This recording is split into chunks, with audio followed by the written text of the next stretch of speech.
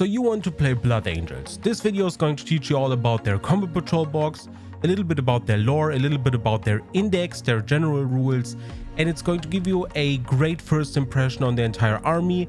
And after the video, I think you are going to have a good idea whether you want to start this faction or not. We are going to go over a lot of small little details, but also a lot of the video is going to be covered by the combo patrol box itself, because it is a simple and easy way to get a lot of models on the table rather quickly, and it is Blood Angels themed, so that is going to be a focus of the video.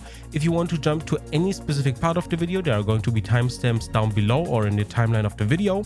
Also check out the pinned comment down below. There's going to be a little explainer text there what combo patrol specifically is. There are going to be links down there to the different PDF documents that you can open, because all the rules are free, so you're going to find everything there. And if you find yourself enjoying the video, consider leaving a thumbs up and subscribing, as well as checking the links down in the description below if you want to support what I do via Patreon, Ko-Fi, following me on Twitter, or joining our little crew over on Discord if you have any questions and so on. My name is Senpai, and this is Senpai of Wargames.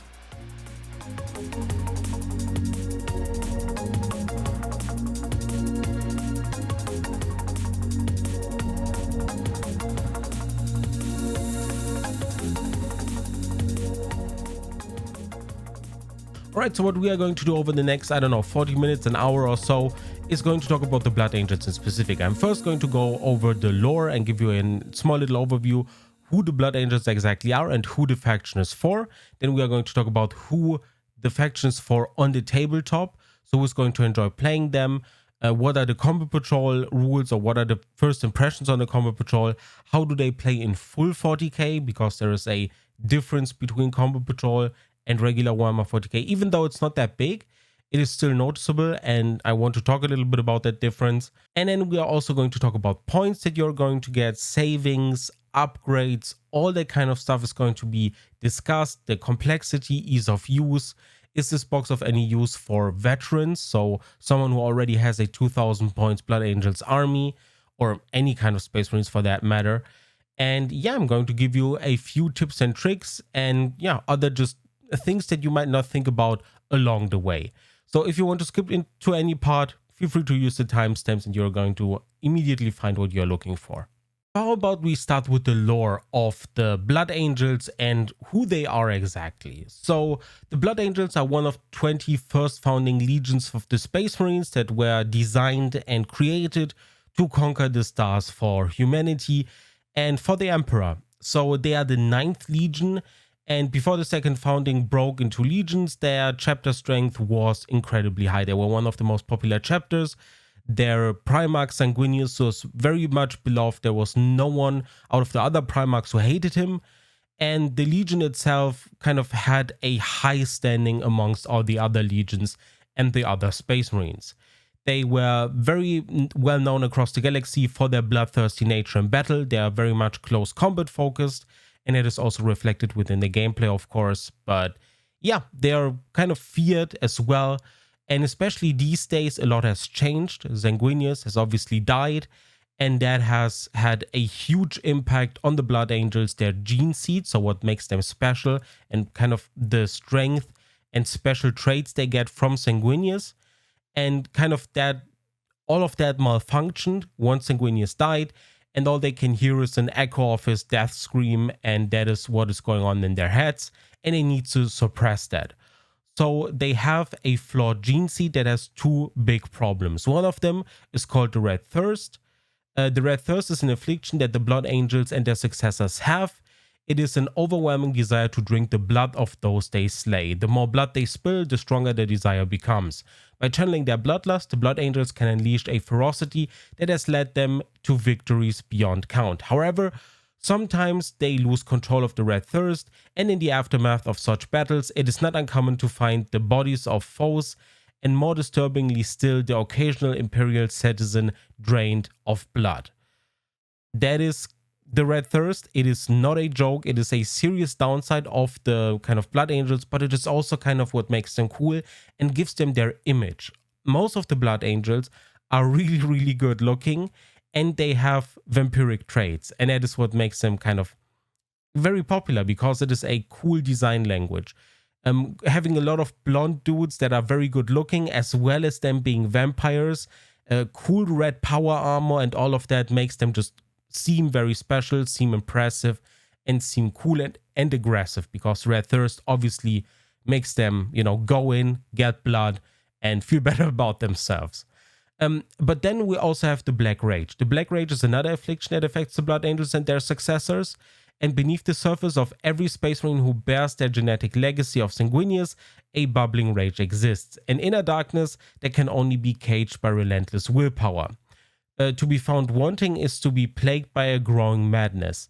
In the final lucid moments, those afflicted of the Black Rage receive the death visions of sanguinius, endlessly reliving the Primarch's battle with the Arch traitor Horus.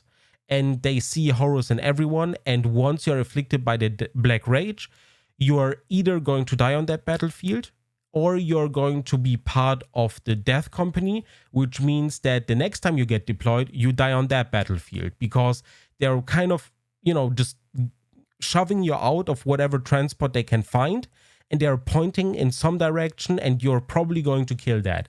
And the only one who has any kind of power to even kind of direct these beings is a chaplain.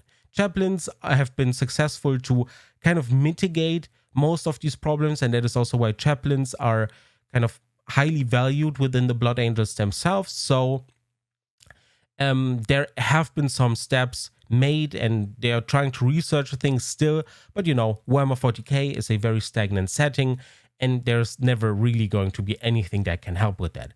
And one of the other coolest things is that the Blood Angels have a lot of successor chapters, even though their gene seed is not very stable. And a lot of people have been asking, well, if their gene seed is not very stable, why do they get so many successor chapters? For the Ultramarines, it kind of makes sense. Roboute Guilliman's gene seed is just very, very stable, and having a lot of successor chapters from that gene seed is just easy to handle. They don't have any downsides, and yeah, they can just do whatever they are best at, just killing things. For the Blood Angels, they have a lot of successor chapters, I think, simply because they're super popular. There are probably some super profound lore reasons somewhere hidden in the Horus Heresy, but yeah, for simplicity's sake, I think the general reason is because they're just very, very popular, and giving a faction that is popular a lot of successor chapters just makes sense.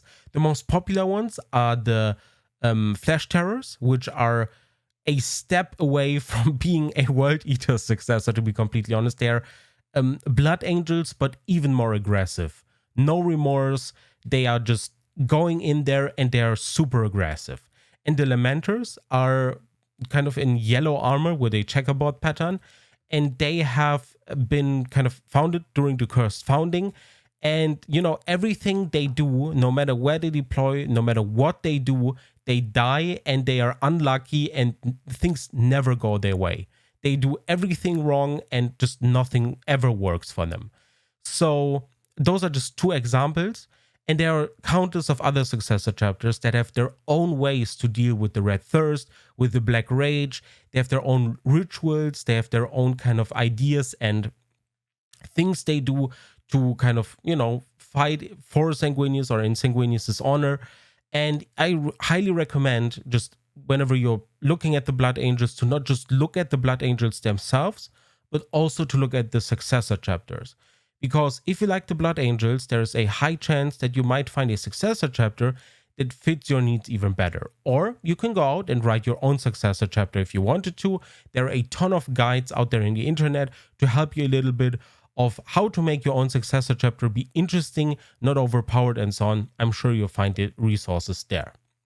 Last but not least, I always give book recommendations in case you want to, listen to an audiobook, or, have someone else convince you that the Blood Angels are a really, really cool chapter.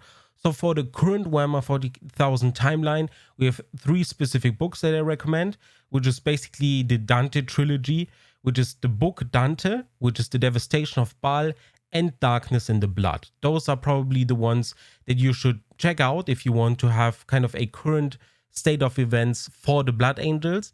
When it comes to older stuff for the Horus Heresy, we have Fear the Tread, we have Ruinstorm, and the Siege of Terra, which all contain huge chunks of Blood Angels lore and kind of their impact on the Horus Heresy, in case you're interested in that kind of stuff.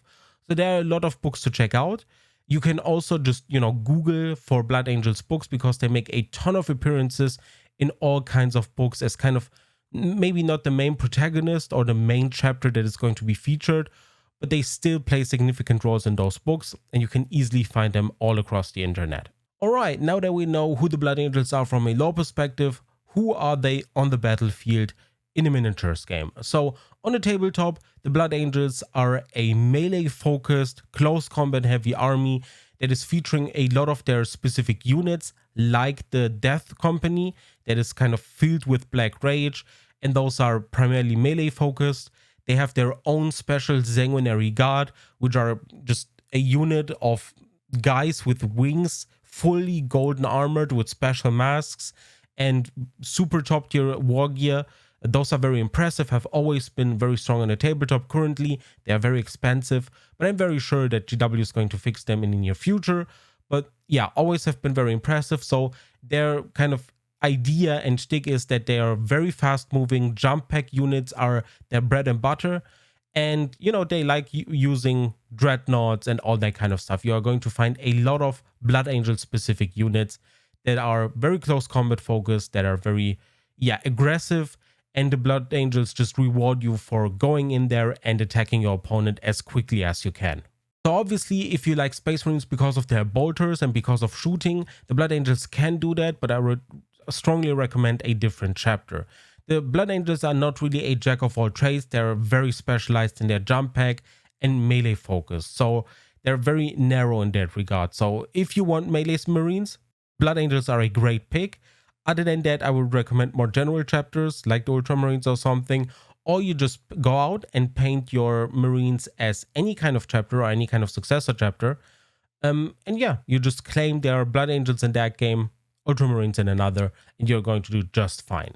But as it stands, Marines are kind of unified in their rules. The Blood Angels happen to have their own specific detachment, which kind of gives them the rule of whenever they charge, they get a bonus and so on, so they reward you for attacking. So yeah, for the Blood Angels, if you want to go in there, they're the perfect chapter for you. So now, what about the Combat Patrol? The Combat Patrol is usually the best start to, just get into Warhammer 40k. No matter if you are new, like entirely new to Warhammer 40k, or if you're new to a faction, because it just gives you a good idea about who the faction is, and it just gives you a really easy starting point. If you obviously already have other Space Marines, you're not going to have any problems getting into this specific Combat Patrol or any other Combat Patrol, because you are basically just adding additional models to your army.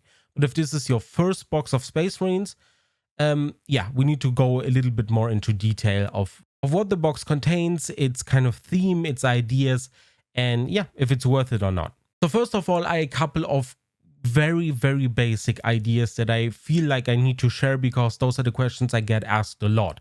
My channel is very focused on Combat Patrol, on getting new players into the game, explaining things to new players. And the question I probably get the most, especially from Space Marine players, because they have so many options, is, do I need to paint this specific box as Blood Angels? The answer to that is absolutely no, you don't need to.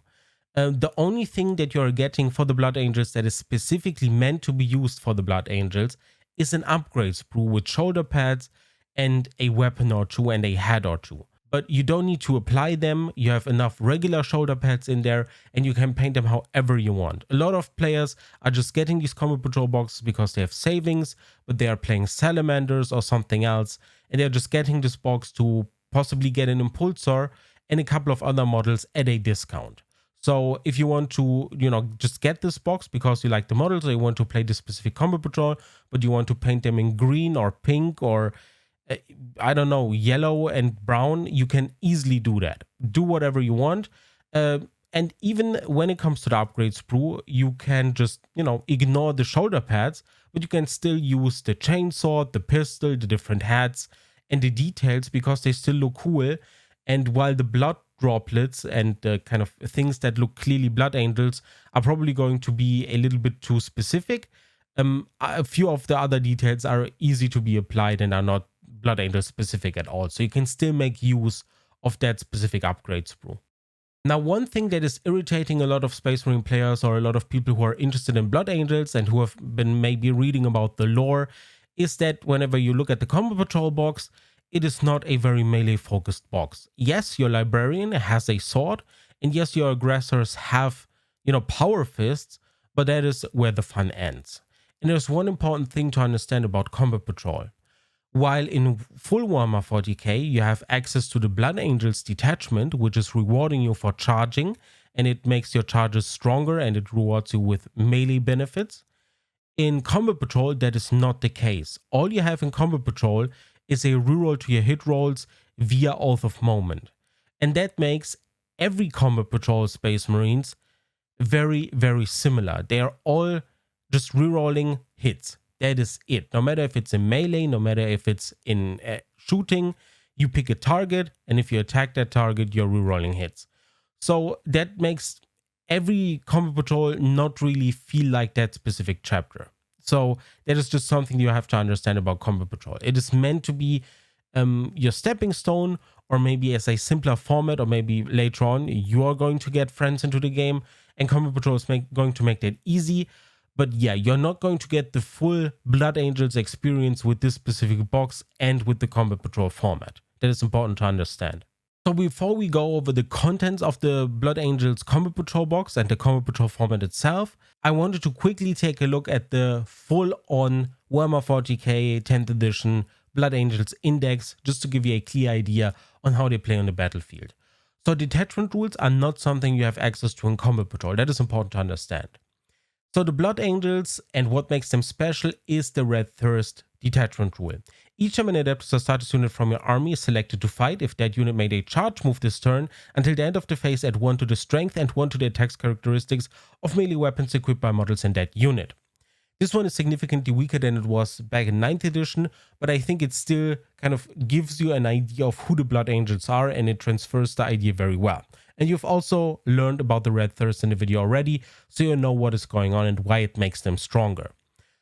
So that is the reason why they are melee focused. The detachment rule is going to support almost all the units in your army, and it is going to benefit most of your melee units way better than your ranged units. Then we have a ton of stratagems and so on that are going to let you fight on death and so on, which are also rewarding melee. You are getting a lot of enhancements that are rewarding melee, giving you the lance ability, which is +1 to wound on a charge.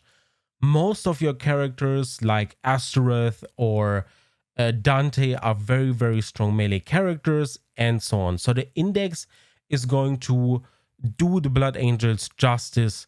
And even though they're a little bit weaker, and even though the index has its problems, like I said, sanguinary guard, some of the key parts of the Blood Angels are a little bit expensive, maybe more than a little bit, it still gives you a clear idea of who they are. And what I recommend doing is just, maybe scrolling through the full index and getting an idea about the units, just, scrolling through. You don't even need to know about all the rules or anything, because you can see the name of the model, you can see the model itself pictured, and you can get a first idea of, how the data cards look like and what models you might find cool.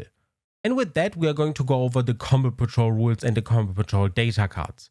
Before we go over the Combat Patrol rules in specific, I wanted to first introduce all the different units that are available in the Combat Patrol box. Starting with our leader choice, the Primaris Librarian. Here, he is called Librarian Marcellos because it's kind of his little retinue or army. So what you're getting is a Librarian that has a bolt pistol and a smite. You cannot use both of them, you have to use them either or. And the Witchfire is a very potent attack, especially focused. You're looking at a strength 6 attack with AP -2 and damage D3, so you have a realistic chance of hurting Terminators, easily wounding them on 3-ups, and forcing them to use their invulnerable save. If you use the regular Witchfire, you can still target like weaker infantry with it, and you can still target regular Space Marines with it as well, but AP -1 is going to have a little bit of trouble piercing through Space Marine armor. But still, D3 damage is no joke, D6 attacks is no joke, so the psychic attack that the basic Primaris Librarian has is okay. The Force Weapon, on the other hand, is going to be very useful. It is kind of ignored usually because a lot of people like to use their Librarians in full 40k, as just, smite throwing machines, and they prefer to keep them in the back. In Combat Patrol, you don't usually have that luxury. You want to go in, and Librarian Marcellus is going to reward you for getting him into melee. 4 attacks with strength 6, AP -1, damage D3 is going to tear through almost anything. You're going to struggle a little bit against Gravis, so aggressors or something, because they do have toughness 6, so you're only going to wound them on a 4. But all in all, the Librarian is a great unit that has a lot of flexibility, is useful in both melee and at range. And, if you can reroll your hit rolls, both in melee and at range, he's going to do well. His ability is Mental Fortress. While this model is leading a unit, models in that unit have a 4-up invulnerable save. A 4-up invulnerable save is insanely strong. That is going to kind of ward you off against anything that is higher than AP -1. Because at that point, the unit that he can lead, which is just the Intercessor Squad, is going to already be at a save of 4-up, and you're already going to be triggering the invulnerable save. So he's going to keep most of your Intercessors alive for a lot longer. So make sure to pay attention to your Librarian, make sure to keep the model safe, and yeah, just charge into units that you can take out with your Intercessors and your Librarian, because your Intercessors are usually going to struggle against most things. Lastly, before we move to the next unit, remember that we are going to take a look at the rest of the Combat Patrol rules in a second, and there's going to be an enhancement there which is going to make the Librarian even more important, even stronger, and even more potent. Next in the PDF, we have an Aggressor Squad. These guys are your very chunky, very tanky Space Marines. They do not have an invulnerable save, but they make up for that with their high toughness. Toughness 6 is very, very high for infantry, and they still have a 3-up save as well as 3 wounds, so they're way tankier than your basic Intercessor. They have Flamestone Gauntlets equipped with a range of 12 inches and D6 +1 attacks at strength 4, AP 0, damage 1. Now remember that flame weapons hit automatically, and you're having a twin-linked flamer, so whenever you're making wound rolls, you can reroll them. So you're going to deal a ton of damage, or at least force a lot of saves.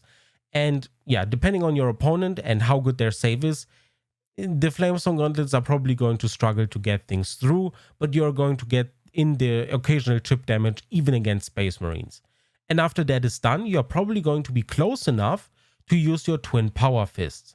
These have 3 attacks at strength 8, AP -2, damage 2, and these are just outright going to delete basic Intercessors in one hit. You're going to be wounding them on 2s, and they are going to be having barely any armor left to defend themselves. And 1 punch equals 1 dead Space Marine. These fists are twin-linked as well, so while you're wounding on 2s, you can even reroll those 1s. Now, when looking at the aggressors, the shooting is a little bit less impressive, but what you need to keep in mind is that you still have access to stratagems as well as the core stratagems. There are 3 of them in here, 3 specific stratagems for this Combat Patrol, but there are also core stratagems. And what Flamers do best is synergize with the Overwatch stratagem. So whenever an opponent is going to get too close, you can just Overwatch them. And usually what Overwatch does is you get a free shooting phase, but you're only hitting on 6s. And Flamers, obviously, as I explained, hit automatically.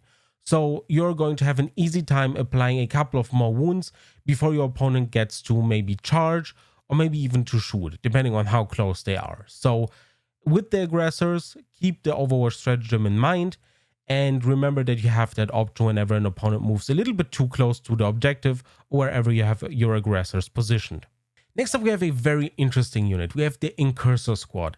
These are your slightly more stealthy Phobos boys, so they have a slightly different armor pattern compared to regular Intercessor Space Marines, and what it allows them to do is be a little bit faster, a little bit quicker. It gives them a little bit more access to, stealthy tech and so on, so they're a little bit more complex. What they have is a Scout 6 rule, which basically means at the start of the game, no matter who goes first before the game starts and everything has been already set up and positioned, you can make a 6-inch move with them.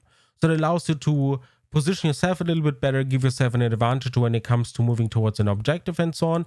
And it is a very strong rule, especially considering that the Combat Patrol board is only 44 by 30 inches. So it is a smaller table size. Another thing to keep in mind with the Incursor squad is that they have the smoke keywords. So if you look at the bottom of the data card, you can see Infantry, Smoke, Imperium, Phobos, and Incursor squad. This is going to indicate what they have access to, and they have access to the smoke keyword. This enables them to use the smoke screen stratagem, and this is going to make them a lot more durable. They are going to be fast, and maybe an objective is going to be out in the open, and at that point using smoke screen is going to be vital. And what it does is, until the end of the phase, all models in the unit have the benefit of cover and the stealth ability. So against shooting, your opponent is getting -1 to hit, and the benefit of cover is usually going to give you an additional point of armor, especially against AP -1 and so on. So the smoke keyword here is very, very important to keep in mind, because the smoke screen is going to keep your incursors alive for another turn. Then they have a regular bolt pistol, which is going to be useful in melee or for shooting into melee. And they have the Oculus Bolt Carabine. This one has assault and ignores cover. And it has 2 shots at strength 4, AP 0, damage 1. Now this is a weapon that is commonly very much underestimated. Strength 4, AP 0, damage 1 is weak because, you know, not having any AP is not that great. But what you need to keep in mind is that you're getting 2 shots at full range and you're ignoring cover. And in 10th edition, almost everything has cover at all times, unless your board is barren of any terrain. At that point, you probably should get more terrain. So ignoring cover in 10th edition is extremely strong and valuable. And assault allows you to not only advance, but you can still shoot without a penalty. So incursors are incredibly fast. You're scouting with them for 6 inches, then you can assault another D6 inches, and you're still eligible to shoot, which is incredibly strong and just something that people highly underestimate whenever they position themselves against the Blood Angels. And I've been able to just, you know, get in chip damage with the Oculus Bolt Carabines simply because of the scout and advanced movement. Then we have their melee weapons, which are a little bit more impressive than what the regular intercessors have access to, because they have sustained hits 1. So they have 3 attacks at strength 4, AP 0, damage 1. So they are very comparable in melee as they are in range. But they are getting an extra attack, and sustained hits 1 means whenever you roll a 6 on a hit roll, you're getting another additional hit, which is quite impressive actually. So yeah, they are underestimated in melee as well, because people think they're probably just going to be basic intercessors in melee and have nothing going for them. But 3 attacks with sustained hits 1, so 15 attacks in total in a squad is pretty good. It's also just highly underestimated. And what makes these guys really special is not only their movement, but it's also the multi-spectrum array. In your shooting phase, after this unit has shot, select one enemy unit that was hit by 1 or more attacks made by this unit this phase. Until the end of the phase, each time a friendly Adeptus Astartes unit makes an attack that targets that enemy unit, add 1 to the hit roll. This is extremely impressive, especially if you have Oath of Moment applied on the same target as well. It's basically impossible to fail. So whenever you go into the shooting phase, you're always going to start shooting with your Incursor squad.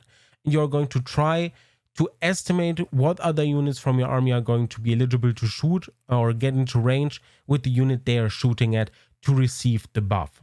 There are 2 key things to understand about this rule. So it says that you can apply this after shooting with the Incursors if a unit was hit.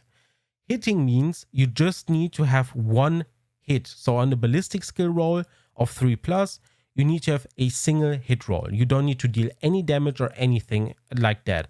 All you need is a single hit. That's good enough. And the other part is that it says until the end of the phase. So this does not apply towards the melee phase.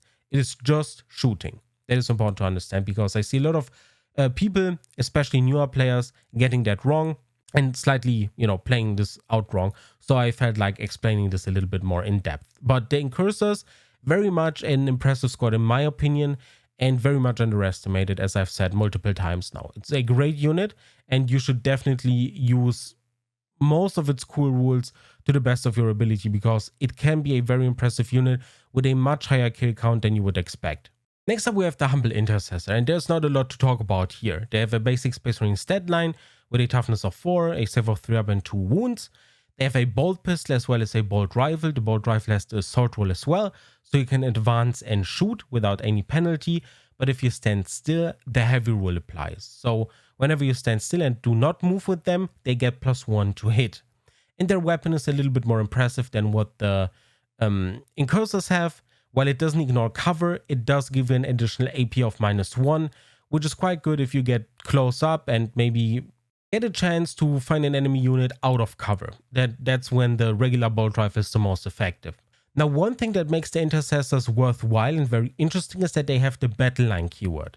The battle line keyword in Combat Patrol enables you to stand on an objective and capture it. And once you have captured it, you can move off of the objective and it still counts as your objective and as if you were holding it until an opponent takes over that objective. So your battle line units in that case have objective secured, or just sticky objectives as we call them these days, and you can just move out and embark into your impulsor, into your transport, or just move off of the objective and charge your opponent if you wanted to. When it comes to the close combat weapons, we have the basic ones with 3 attacks, strength 4, AP 0, damage 1. This is what 4 out of the 5 intercessors have. And one of them, the Sergeant, is equipped with an Astartes Chainsword, which is 5 attacks, strength 4, AP -1, damage 1. So these are a little bit better, than most of the basic intercessors that we have. The Sergeant with 5 attacks with AP -1 is actually quite good. And remember that this unit is not only good on its own, but it is also getting supported by the Librarian. And there is even more. If we look at the next page, there is going to be the Impulsor. The Impulsor is going to be able to carry 6 Tacticus or Phobos infantry models. And what you can do is use your Intercessor squad together with the Librarian, put them into the Impulsor and drive around and shoot with them, because this Impulsor has the Firing Deck 6 ability. But let's start from the top. The Impulsor is a transport unit that can carry up to 6 models. It is quite tough for combat patrol purposes. Toughness 9 with 11 wounds is not as easy to kill as most of the other stuff. And it has an interesting weapon equipped. It has the Ballisticus missile array, and it has 3 different modes. You're not going to be able to use all of them. You have to pick between one of the 3, and those are designated by the little red arrows that you can see on the left hand side. So depending on your unit that you're shooting, so the frag option is best against toughness 3 infantry in squads of 10 or maybe even more, because blast allows you to get additional attacks off. So usually you're getting d6 attacks, but if you're attacking a unit of 10 guardsmen, you're getting d6 plus 2 attacks, because per 5 models you're getting an additional attack.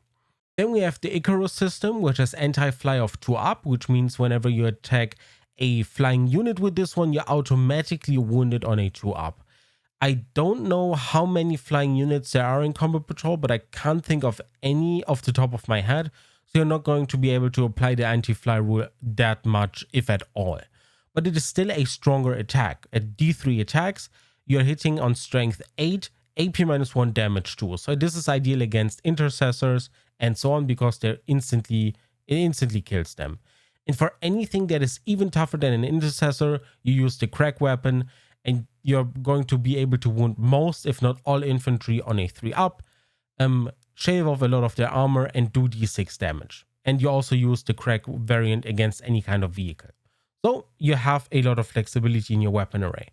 The other thing is that you have a Storm Bolter, and not one of them. This is another mistake I saw a lot of newer players make. You have 2 Storm Bolters. So with Rapid Fire 2, you can get up very close, so to 12 inches, and shoot up to 8 times, which can add up and add that aforementioned chip damage, which is quite impressive. And last but not least, you have Armored Hull, which is 3 attacks at strength 6, AP 0, damage 1, which is not that impressive, but considering the Impulsor is a vehicle, you can still consider charging it into an opposing unit and using the Tank Shock ability. Yes, you're only going to be able to roll 6 dice because the strength is just 6, but it could still deal those 2 additional mortal wounds on average that could really help you out in a pinch. So the Tank Shock ability is definitely something you should note down whenever you play this, just to keep it in mind and in your back pocket. And as I said, last but not least, we have the core abilities on the right hand side, and we have Deadly Demise. That means that on a 6 up, once this Impulsor dies, it explodes. and deals D3 mortal wounds to every unit around it. And you have the firing deck 6 rule, which means all your units can shoot from out of the impulsor, and you know, just shoot their bolters, and your librarian can also shoot their psychic attack out of the impulsor. So yeah, very interesting model, very cool model. The last thing to keep in mind, I don't think it applies really here in this combat patrol, is that no leader abilities and so on, no buffs that the leader has apply to units in the impulsor, and all the weapons you are firing, so the bolters from your space marines and so on, count as if it were the impulsor shooting the weapons, basically. That is also something to keep in mind, maybe not for combat patrol, but in the future. So knowing that now is probably going to help you later on. And with that, we went over all the units. It makes sense to go over the first page of the Combat Patrol Blood Angels, which is called Strike Force Marcellos, and specifically look at the loadouts that your units have. Here on the right hand side, on the letter E, you can see the impulsor, and here it specifically states the weapons, the ballisticus missile array, and 2 storm bolters, as well as the armored hull. Here is the kind of important thing that I mentioned, 2 storm bolters rather than 1. Most of the new players I have been coaching have only been using 1 storm bolter because they have not been paying too much attention to this page, because, you know, it's just something that you don't think about. And a lot of newer players have also been complaining that it would have been way easier if they would just mark it down on the data card that you have actually 2 of these weapons. And I kind of agree. For Combat Patrol in specific, it would have been very, very helpful to make it a little bit easier for newer players. But, you know, we have what we have and we need to work with that. So look on the first page, look at the models you have, at the setup of your unit, and study it a little bit just to understand what you have access to. And last but not least, when it comes to the models in this box and so on, first up, as I said, you don't need to paint them as Blood Angels, or you don't need to assemble them as Blood Angels. And the other thing to keep in mind is that you do not need to assemble them the way they are on the box art, or the way Strike Force Marcellos on top wants you to assemble them. It would be ideal, obviously, but no one in Combat Patrol is playing what you see is what you get. Your army is tiny, and getting an overview over your army takes a minute at most. Just looking through your different data cards and just getting an idea what you have is easy enough, so you don't need to assemble them exactly like that. So if you, for example, want to assemble your incursors in this box as infiltrators, because you want to use them as infiltrators later on in your upgraded 1000 points army, go for it. There's nothing stopping you. If you want to equip your basic aggressors with Boltstorm gauntlets and rocket launchers or Fragstorm grenade launchers, go for it. That is actually something I would recommend, because the Flamers, you know, they are interesting, but they have their own limitations. I personally just prefer the Boltstorm gauntlet. So that is definitely something you should go for. And the Impulsor does not need to have the missile array. You can go for one of the other upgrades if you wanted to. So you have all the options given to you.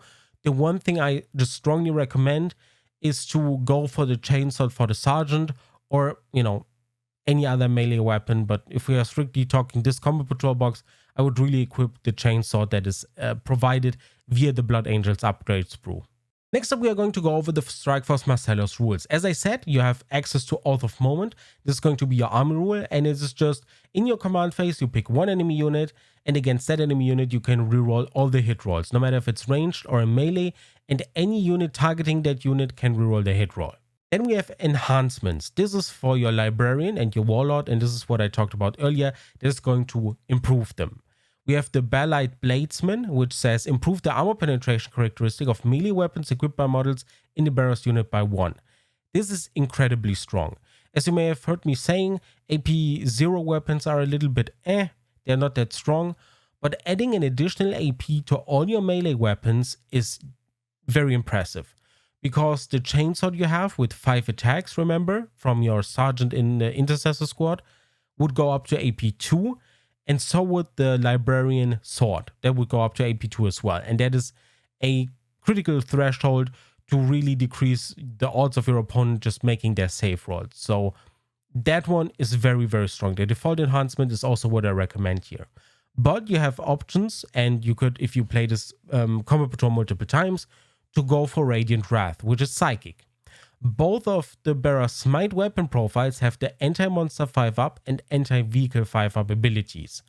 So if you're fighting against a list that has particularly a lot of just scary threats that are vehicles or monsters, you can always wound them on a 5-up no matter what.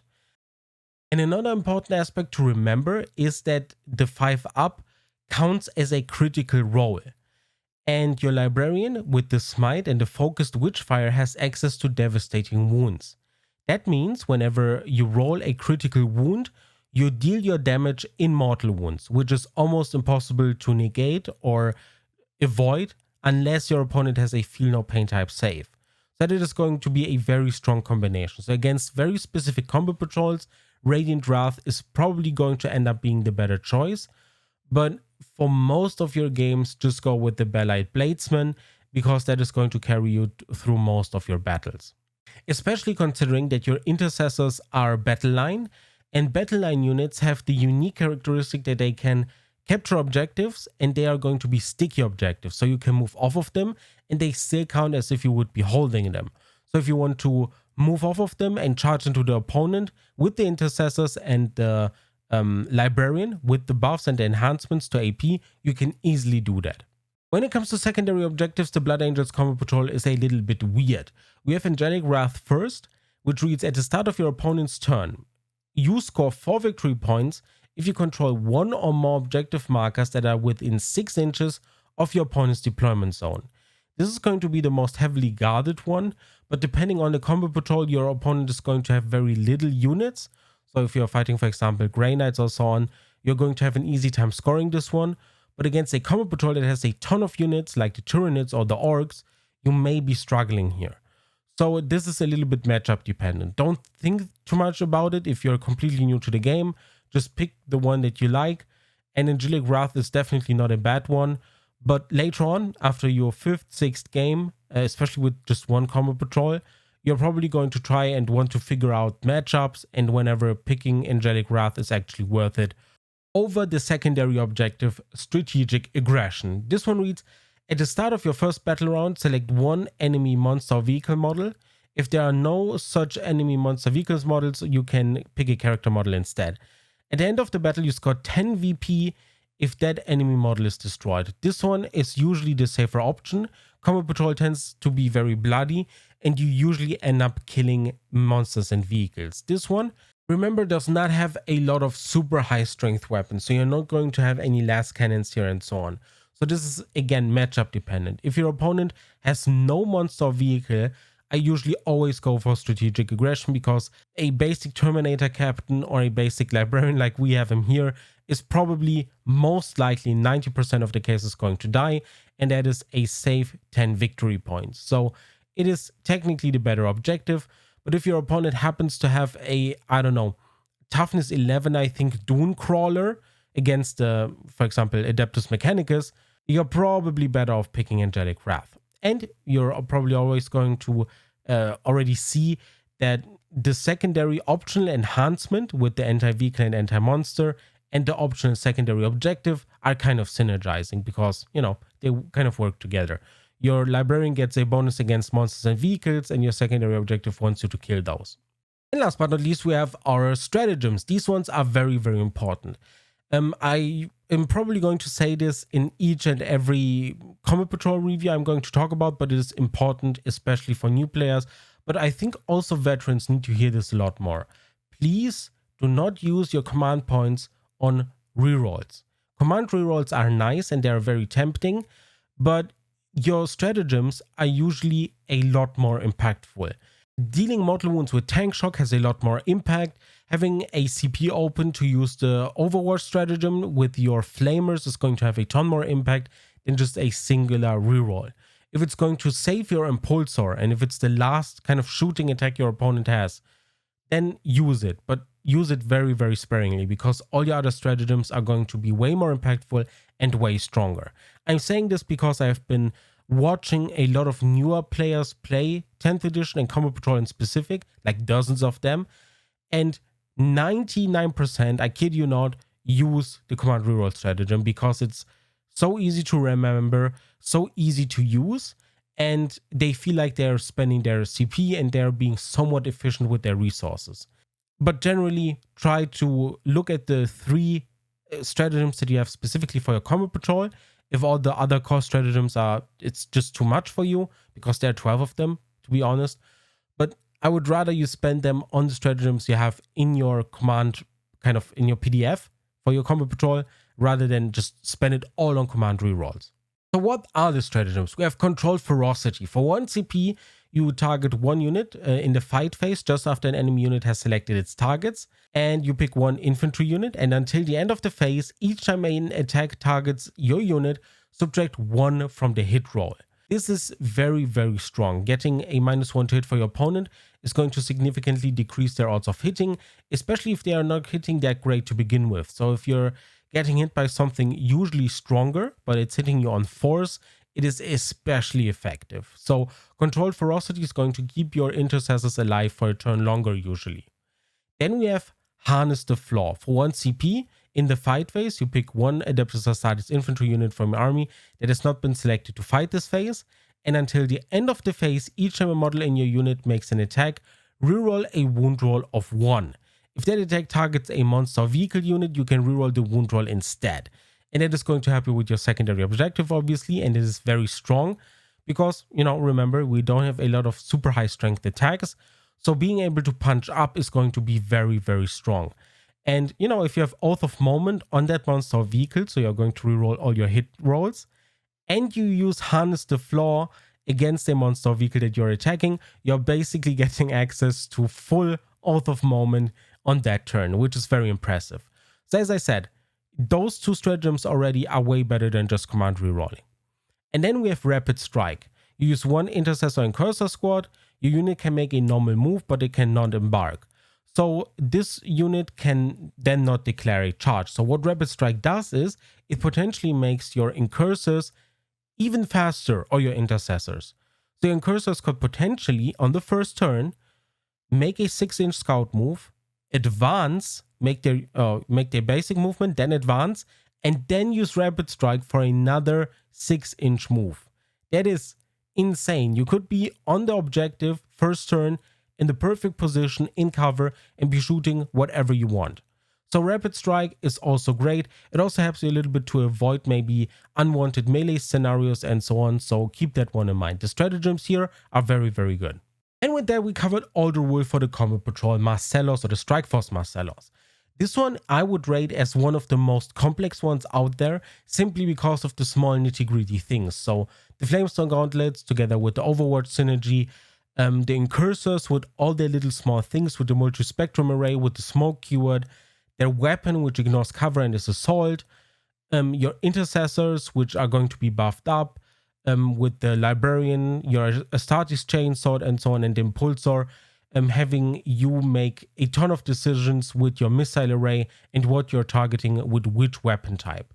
So keeping all of that in mind, it is not an easy combat patrol. So if you're looking as a new player for a challenge, and if you're looking for, a combat patrol that is going to teach you most of the things that are relevant for Warhammer 40k, this one is definitely going to give you that.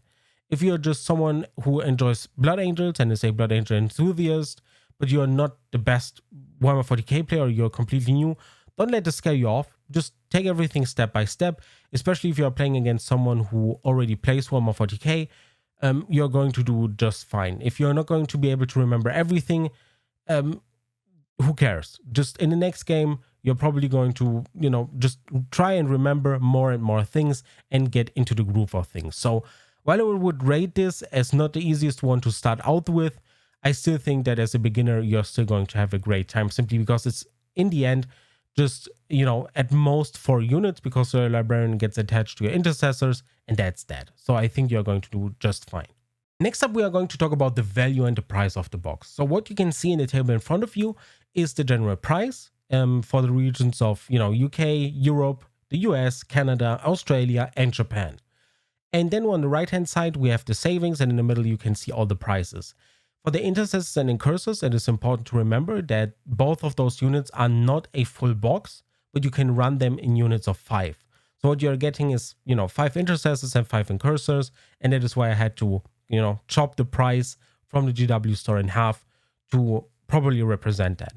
And what we can see on the savings is 36%. For the highest regions. So for Australia, we have 38%. For the lower regions like the US, we have 33%. But in general, you are saving above average.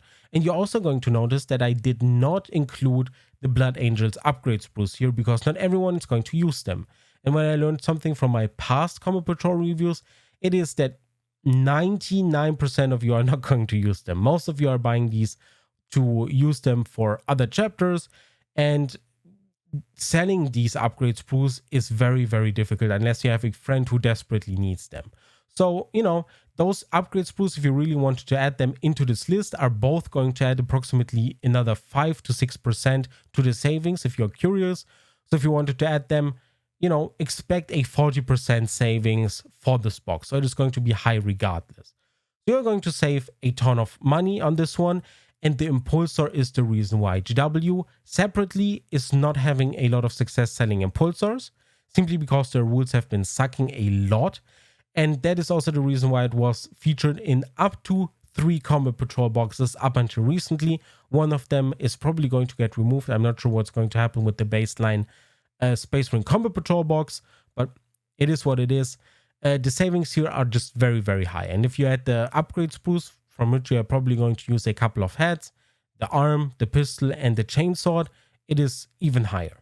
Now, when it comes to points of this box, we are talking about 460 points. For Combat Patrol, that is not relevant. You just play whatever the PDF tells you to play, and that is that. But it is important to still keep a look at the points because it gives you a rough idea of the power level, and it gives you an idea of how GW probably went about balancing it, because the lowest Combat Patrol has 360 points and the highest one has 600 something. So it gives you an idea how GW balances them, but it also gives you an idea what you need to buy to get to your first 1000 points army. Granted, you're interested in playing full Warhammer 40k, which starts with a Strike Force army, which is 1000 points. So for this one, we have 460 points. So all we need is approximately 540 points to get to the 1000 points mark and being able to play a full 40k game. Now, when looking at upgrades, you are in a very unique situation as a Space Marine player or as a Blood Angels player. As I said, you don't need to paint your units from this Combat Patrol box in any particular color. And that means that you can also look at other Combat Patrol boxes because the Space Marines have a whole lot of them. And most of them are approximately 500 points, which makes it very easy to upgrade. My usual go-to recommendation, even in 10th edition, is to add an additional box of Dark Angels, which is going to enable you to get to 960 points and have a fully functional 1000 points army for a Strike Force game. You're, missing 40 points, but you can easily make that up with special war gear enhancements and so on. These are going to cost a couple of points. So you're easily going to get up to the 1000 points mark, at least very close to it. So what you're going to be adding is a Primaris Chaplain, an Intercessor Squad, an Inceptor Squad, as well as a Redemptor Dreadnought. And all of these models are very impressive. And it's a fully functional army with, a Chaplain and Primaris Librarian, which can both be attached to the Intercessors at least. And it's a functional, fun little list that is definitely not competitive or anything, but it is very, very cost effective. You are just buying 2 boxes, 2 value boxes that are saving you a ton of money. And it's just such an easy way and such a comfortable way to get to 1000 points. Now, if you're looking towards something more tailor-made for your army and a little bit more Blood Angel specific, I would highly recommend picking up some Sanguinary Guard, even though they are a little bit expensive now, so that makes the list a little bit weird to design, because I'm 99% certain in September this list is going to be way cheaper. But if you add to the Combat Patrol a unit of Sanguinary Guard as your kind of Blood Angel specific unit that is just very strong usually, but just a little bit overcosted currently, a Fire Strike Servo Turret, which is the easiest and cheapest way to get access to a las cannon, because what this list is lacking is just punch and something anti-vehicle, and the Fire Strike Servo Turret is going to give you that, as well as another Intercessor box and Commander Dante that is going to get you to approximately 985 points. Now, you're not going to be able to use all your Intercessors in that specific list, but you're going to have 5 more than you need, and you could try to kit bash them into Death Company Intercessors, for example, which, while they are not the coolest and not as melee focused as most of the Blood Angels players were hoping for, they are still fun to use in my experience. So you could easily do that with another 5 intercessors if you really wanted to. So this gives you a little bit more of a flexible list. It gives you a little bit of anti-tank. It gives you a little bit of that Blood Angels flavor with the Sanguinary Guard and Commander Dante. And, you know, you're getting a full unit of intercessors, getting support from a Primaris Librarian, which is not bad at all. The Impulsor feels a little bit lost, so you could replace the Impulsor maybe with another unit of intercessors if you wanted to. That would be the easy choice because they both cost the same points, but it really depends on what you want to do. But this list opens up a little bit more options. And in the future, once this list gets cheaper, it is probably going to be very easy to, you know, add another Gladiator Lancer for anti-vehicle and, you know, adding Death Company Marines and so on. But for now, after buying this Combat Patrol, getting Commander Dante, some intercessors, a Firestrike Server Turret and Sanguinary Guard is definitely not a bad play. Now, what about this box in other formats? So the other formats we usually cover here are, you know, full 40k, obviously, because we talk about box upgrades, and I think it is a decent box to upgrade to 1000 points. Having an Impulsor there is a lot more useful than on Combat Patrol. And the other formats we have are Crusade, so a little narrative system that GW gave us in 9th edition, which is really cool and a lot of fun. And then we have boarding actions, which are just close quarters, no vehicles, only infantry, corridor fights and so on. That has been heavily featured at the end of 9th edition, but is still an absolutely viable and playable mode in 10th edition. So the biggest problem you're probably going to see for boarding actions or boarding patrol is going to be that you cannot use the Impulsor, and that is a hefty chunk of your army. So if you wanted to use most of the box for boarding patrol, you would need to add at least a little bit something to get up to that 500 points mark, because while boarding patrol is still 500 points and, you know, a small, almost skirmish type game, you have other options. You're not limited to a fixed force. So yeah, you're going to be needing a little bit of an upgrade there. Now, thankfully, getting up to those 500 points is very, very easy. And the upgrade I recommend usually are Blade Guard Veterans, maybe another unit of Aggressors. Aggressors are just very, very useful in boarding actions simply because it's all kind of tight corridors, as I said, and having those Flamers there or Boltstone Gauntlets, as well as having that melee capability with the Power Fist is very useful. And more or less the same applies to the Blade Guard Veteran Squad as well. They have bolt pistols, they have power swords, and they are just very capable in melee combat. And for the rest, for all your shooting needs, you have intercessors as well as the Incursor squad. So it gives you a lot of flexibility there. So my recommendation would be either another box of Aggressors or a box of Blade Guard Veterans if you want to mix it up a little bit. So it is possible to easily get this up for boarding actions, but you cannot play this one out of the box in boarding actions, which is a little bit annoying. When it comes to Crusade, you can use most of the Combat Patrol boxes. When it comes to narrative, the only limitation is basically you and your friends and the army you really want to run. If you want to run true Blood Angels and you want to make them as close to how they are portrayed in the books and in the games as well, you know, read the books, play Battle Sector, which is a very Blood Angels focused game, and get an idea of how they operate, what they do, how they talk, what the army composition there looks like, and it's going to give you an idea on how to make them cool. And it is definitely possible to add a little bit of specific flavor to the Blood Angels Combat Patrol box, which is admittedly lacking a lot of the Blood Angels flavor. Yes, you're getting the upgrades pro and so on, but what makes Blood Angels really Blood Angels are units like Dante, Mephiston, Chaplains, which are, you know, keeping the Black Rage and Red Thirst at bay, Death Company, Sanguinary Guard. All of those are going to be key parts of your narrative army for your Blood Angels. If you want to run any other Space Marines, any other chapter, you're going to have an easier time, depending on the chapter, I guess.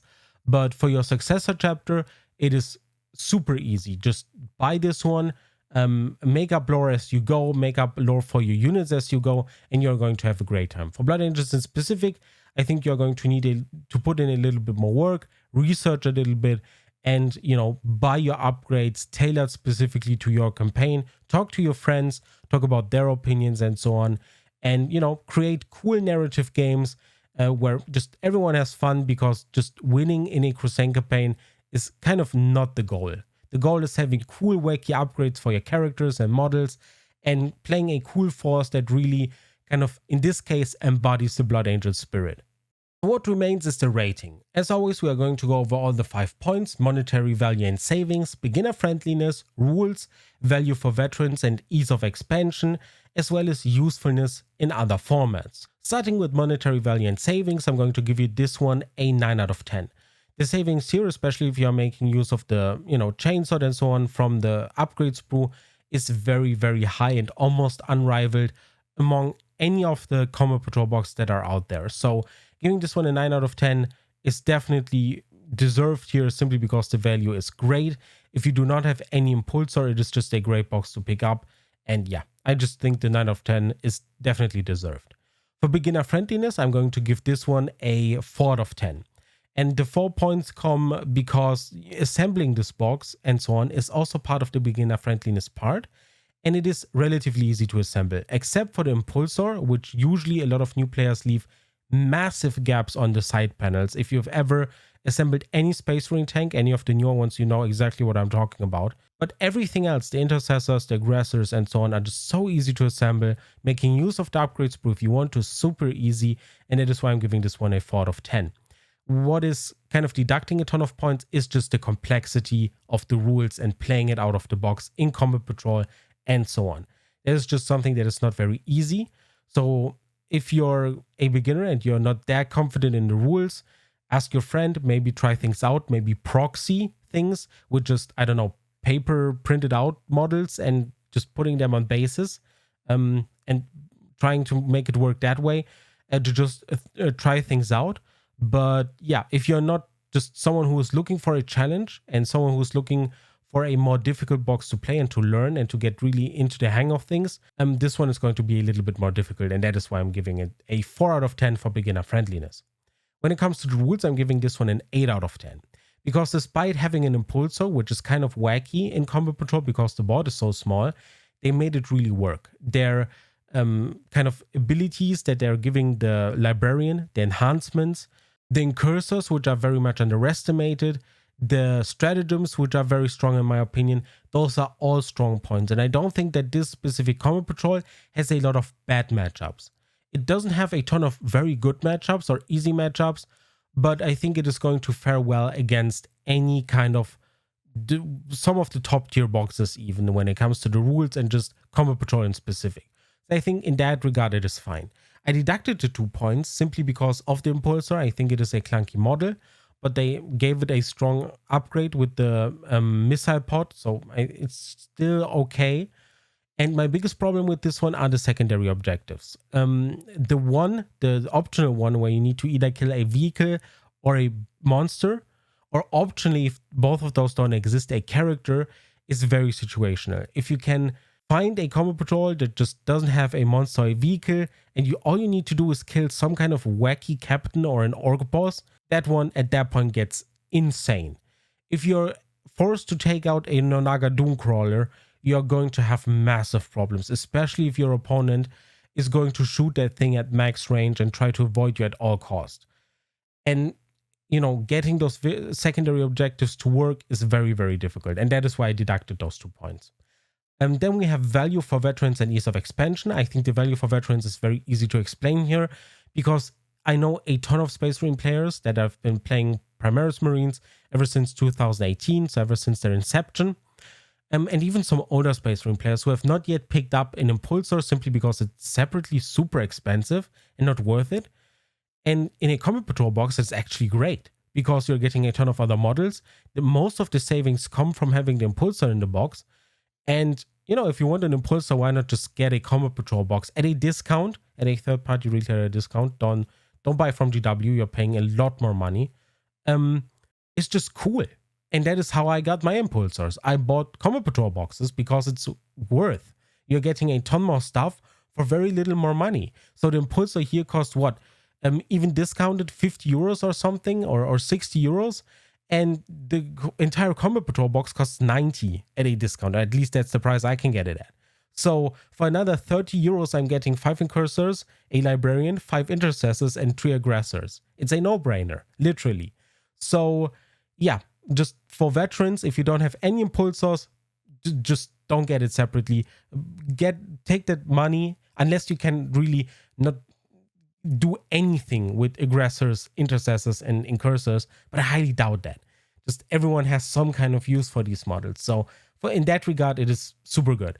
And Ease of Expansion is kind of wacky. For Blood Angels, it is a little bit weird. Sanguinary Guard, as I said, is a little bit all over the place, and people are expecting them to get cheaper because they're incredibly overpriced. And models like Dante and so on are also a little bit expensive. They're very strong, no doubt, but 135 points for a leader choice these days is quite expensive, and thus it makes it a little bit wonky. And the base upgrade, if you are just buying this box and playing it as any chapter, is super easy, and you can just include whatever you want. What gets it a lot of bonus points is simply the fact that you can mash 2 Combat Patrol boxes together, and that makes it super easy, especially for beginners. If you want to save money, getting 1000 points list, just throw 2 Space Marine Combat Patrol boxes together and you're going to do just fine.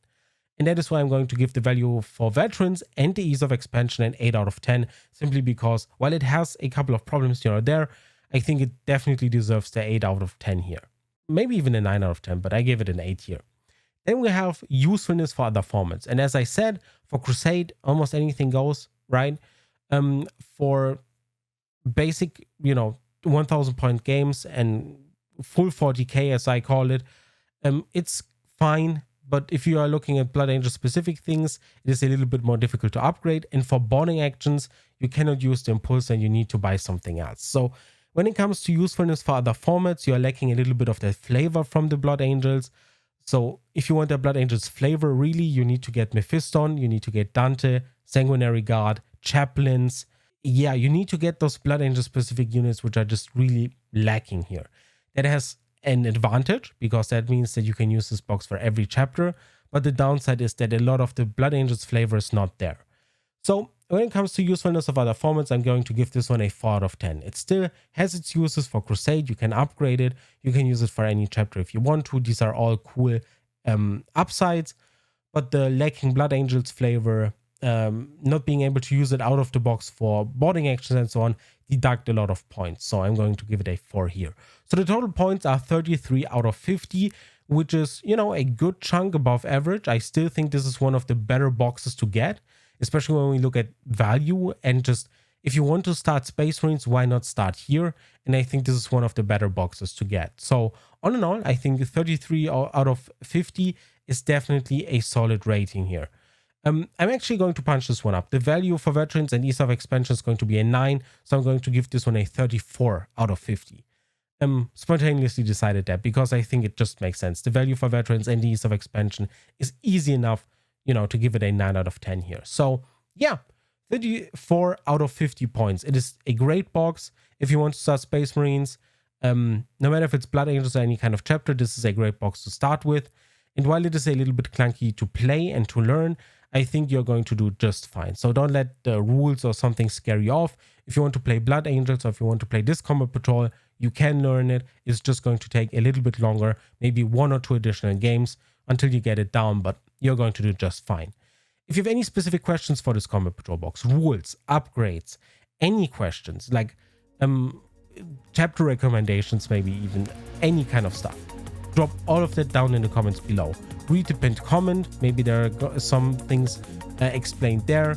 And yeah, share the video with anyone who is maybe interested in getting into Combat Patrol, interested into learning about Blood Angels, or any kind of stuff that is Space Marine or Blood Angels related. Other than that, I really hope this was insightful. It was another very long video, but yeah, here I am. Leave a thumbs up, leave a subscription, it helps a ton. And support the channel via all the links down in the description below, Ko-Fi, Patreon, all that good stuff. Thank you so much for watching, for sticking through for over an hour of Blood Angels talk, and I see you in the next video. Take care.